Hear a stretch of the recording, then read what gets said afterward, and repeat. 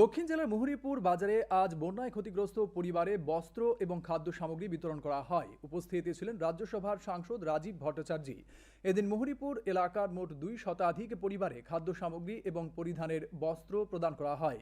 সাংসদ রাজীব ভট্টাচার্য সকলের পাশে থেকে সবসময় কাজ করে যাওয়ার বার্তা দিয়েছেন।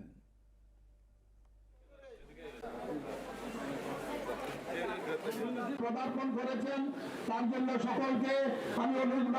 আমাদের রাজ্যের সরকার তো চেষ্টা করছে আপ্রাণ এই মানুষের ক্ষয়ক্ষতি নিরসনের জন্য। তার পাশাপাশি আমাদের সংগঠনের তরফ থেকেও আমরা এই যারা গরিব অংশের মানুষ, যারা এই বন্যায় ক্ষতিগ্রস্ত হয়েছেন, তাদেরকে কিছু সহযোগিতা করা, এটা আমাদের একটা সংগঠনের পরম্পরার মধ্যে রয়েছে। ভারতীয় জনতা পার্টির মূল মন্ত্র হলো শুধু ক্ষমতা দখল করা সেটা নয়, মানুষের পাশে থাকা, মানুষকে সহযোগিতা করা, এটাই আমার মূল লক্ষ্য।